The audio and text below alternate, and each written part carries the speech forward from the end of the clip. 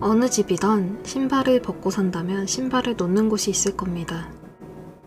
그런데 신발을 벗고 나서 정리하는 방향을 의식해 본 적 있으신가요?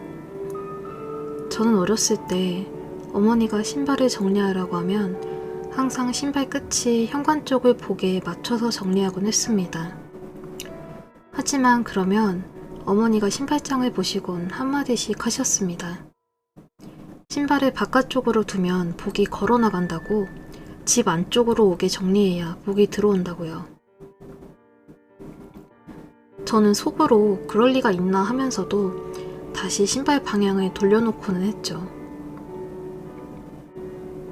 밤에 게임을 하다가 안방문 여닫는 소리나 부모님이 걸어오는 소리가 들리면 모니터를 끄고 자는 척을 하곤 했죠. 겨울에 난방비를 아껴야 한다는 이유로 베란다 창문과 문을 모두 잠그고 두꺼운 커튼을 쳐던 터라 거실은 밤이 되면 굉장히 어두웠습니다. 그 탓에 모니터 불빛이 방문 틈으로 새어나가서 부모님한테 몰컴이 걸리곤 했거든요. 그날도 가족 모두가 잠들기 전에 신발장 정리 좀 하라는 어머니의 말에 신발을 모두 안쪽 방향으로 정리하고 있었는데 문득 이런 생각이 들더군요. 신발을 안쪽으로 향하게 두면 복이 들어온다 했는데 그럼 복이 신발이라도 신고 들어오는 걸까? 헛소리 같았지만 정말 궁금했습니다.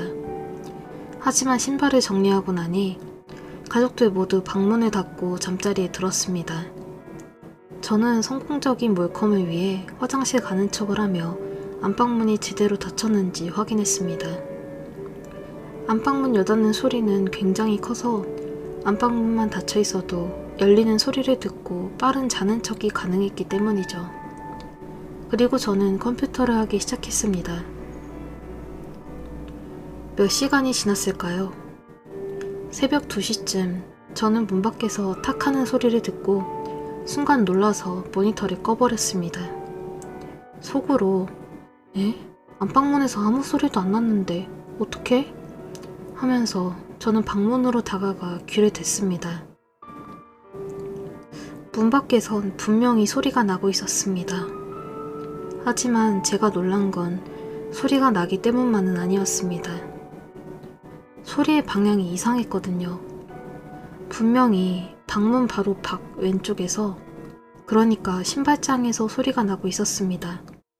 마치 신발을 신고 바닥에 몇 번 발을 구르는 듯한 소리가 났습니다.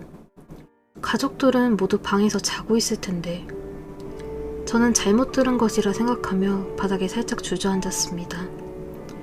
하지만 이어서 들려온 소리는 굳이 문에 귀를 대지 않아도 될 정도였습니다.